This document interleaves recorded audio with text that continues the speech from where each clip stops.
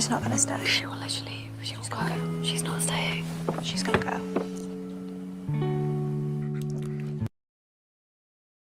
Hey, listen, it's all madness right here. All pa. It's all nonsense that's going on right now. Why is Uma leaving the island? Can we just say this first and foremost? Welcome to Little Blackbird 91. Make sure you like, share, subscribe. Second of all, can I just say this? Why is Uma leaving the island? No. Can we just remember that it was not only 24, 48, maybe 72 hours ago. Okay, you were screaming at the screen about your boy lip-syncing another gal. You were not in a relationship. You were not together. You had not cut off everybody else. You were still bloody open. How is it that 72 hours later that you are now, because he's leaving, you're leaving? Baby. And my issue here, and you're actually right, my address. My issue here is you knew Ruben liked you. Why drag it along? He never stood a chance. Ruben never stood a chance. And to be fair, I'm glad he didn't, because we know he was a little bit of a player anyway, right? But the reality of the situation is, you knew you were in deep with Will so much that you're willing to leave the island for him. Then Ruben never stood a chance. What was the point? You played a game. So Uma, all you really wanted, you just wanted somebody to like you. I was like, well, get the frick out of here, man. I was like, do you want go? I don't bother crying on my screen about, I got to leave for him and then leave him for. You were screaming with popcorn in your hand. Okay, we were screaming with popcorn in your hand. Okay, talking about how he's a dickhead. Now, this is my issue with the situation. Okay, all right. Here's my issue with the situation: is that it wasn't long ago. This brother was telling you to your face, and so what? I did it. The brother said to you, listen, I don't care. It's what it is. And you were complaining about he's got a graft, and you're willing to leave with him. You don't even want to give it a day or two? You don't even want to give it an extra day or two and see how life is going? Nah. Uma, I hope this works. I can't lie to you, Uma. I hope this mother freaking works, because if not, what a waste. When the evidence was pointing to the fact that this brother here don't really care about you like that. Now, here's my thing. He did say earlier on, the episode before, he did say that if she was to leave, he would leave with her. I don't believe him, because he was kissing another broad. I don't believe that.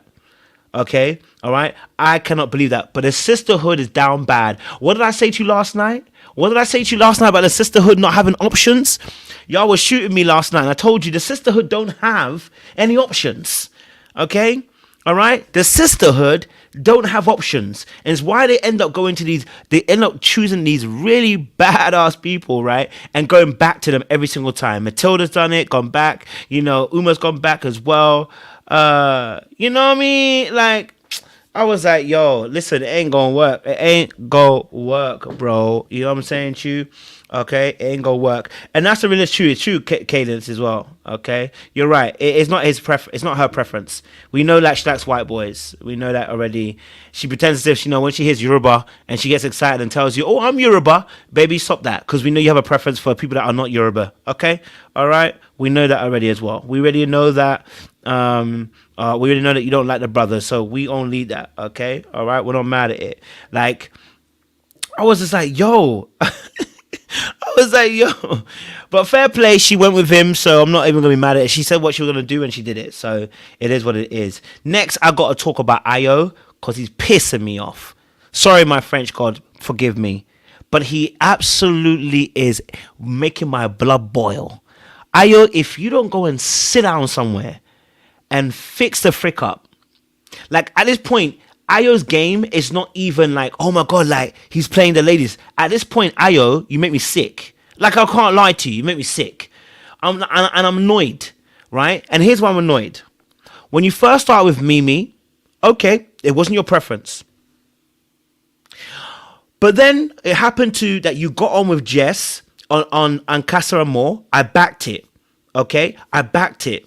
All right, I was with it. I said, you know what? It's your preference. I can see that you really, really like her. The chemistry is working. And I can also see that, with Jess, she's reciprocating. I was down for it. I said, oh, listen, I love it. You know what I mean? I'm sorry for Mimi. She's a little bit boring, and I hear it, right? You sat there last night and you spoke to Jess and you asked her if she's open. Right? You sat there and you said, Jess, you know what? Are you going to get to know all the boys? She told you, listen. She didn't say all the way no, but she kind of said you have nothing to worry about, which is basically that if someone right comes in, I will explore it. Okay? But in all, she kind of gave you some reassurance. Now, you asked that because you were afraid that she might go off with somebody. But you're going to sit in this episode and be talking about how we have such a great connection, me and Mimi. If you don't go and sit down somewhere, Ayo. If you don't go and sit down somewhere, what's wrong with you? Are you all right? Are you tapped in the head? See, mandem like this piss me off because you have someone that you like, somebody who actually will care about you, someone that can actually get on with and actually potentially become a relationship in the future. You're still here moving mad. What for? And it's like this, I realize that this mental illness is real. Because you are, honestly, you're tapped. You're tapped. What are you doing? What are you doing? On a realist thing, what are you doing? You know what I'm saying to you? Yeah? Like, I'm down for people exploring. I am literally down for people exploring. I'm down for it, right? But what Ayo is doing now at a moment where he's almost wanting to, like, consider, I'm just like, it's stupid, bro. You made your bed, lied in it. Jess is a great candidate. I really like Jess. I think Jess is actually a really cool chick. She seems to be really down for him. So stick with your choice and go with it. But like, you're trying to go back to Mimi after you already said that, Jess is doing everything that Mimi isn't doing. Get the frick out of here, Ayo. Get the frick out of here. Get the frick out of here. You know what I'm saying to you? Get the frick out of here. I need to stop that nonsense. All right? Stop that nonsense. It's crazy what's going on, blood. You know what I mean? I'm just like, blood, what are you doing? You're actually moving nuts. But then, obviously, God damn. The other couples, obviously, the rest of them are kind of cool. Grace, obviously, situation. Grace, I need Grace to go and sit down somewhere. Okay? If she doesn't leave her little fetishizing behavior somewhere, I need her to go and sit down somewhere. Okay? I want you to go and sit down somewhere, Grace. Okay? Stop collecting the men like you're Thanos with all the stones in the universe. Go and sit down somewhere, Grace, and leave these black boys alone. Okay? Oh, he's a bit of me, he is. Is he? Your dad doesn't want you to bring home black boys, and this is the darkest of the bunch. I need you to leave him alone.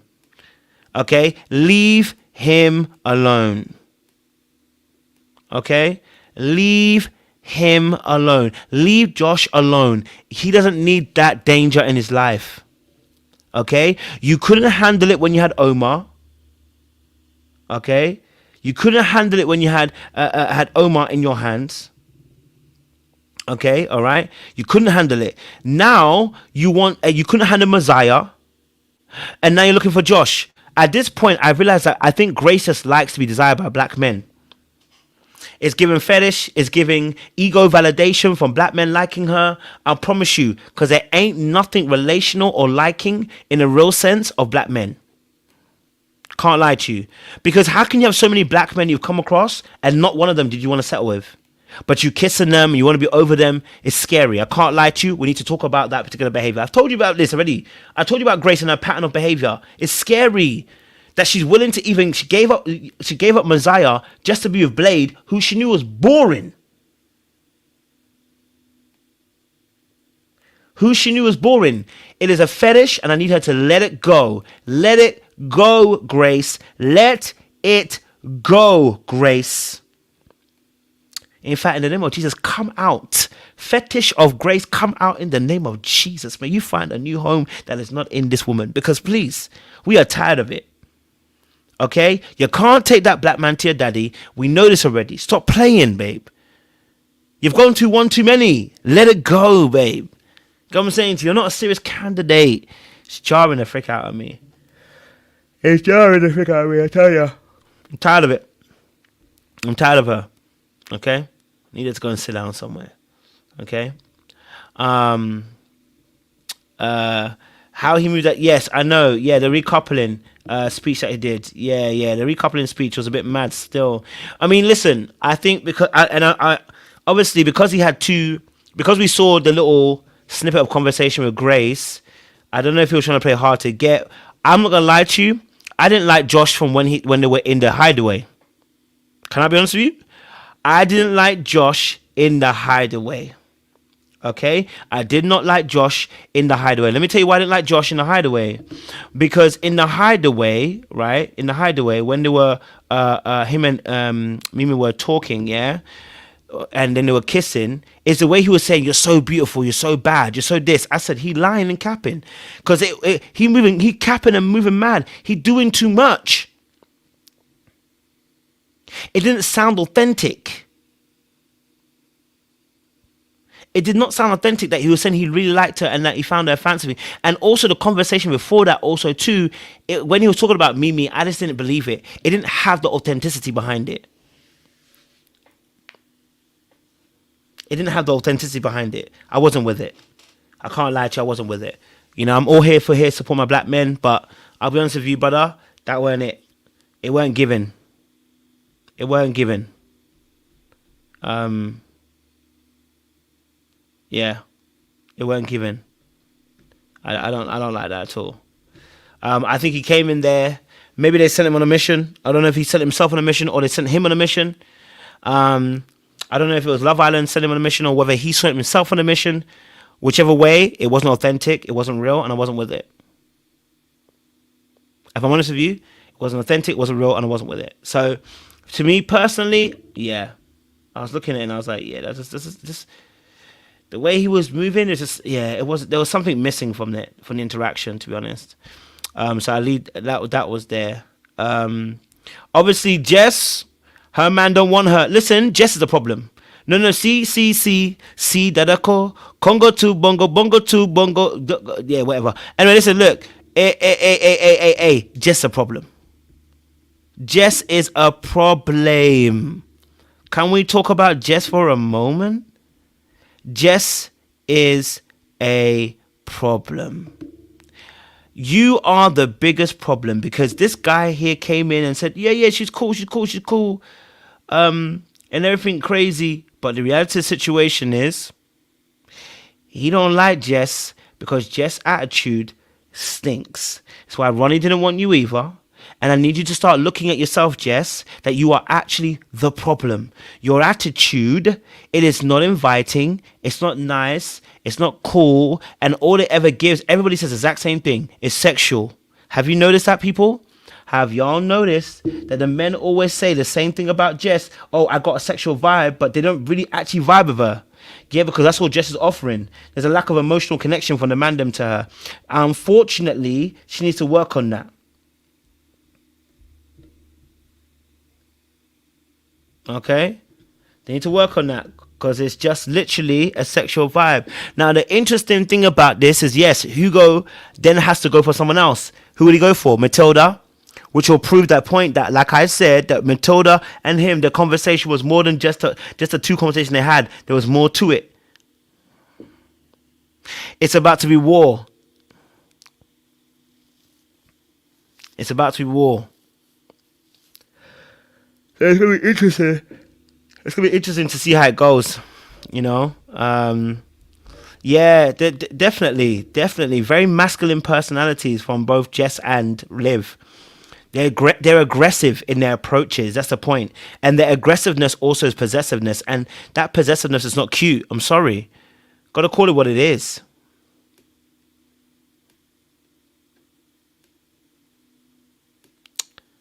Yeah. They always have fight and energy, and it's like, Someone said Jess head is too big for her to do any interactive work. Finished. Finished.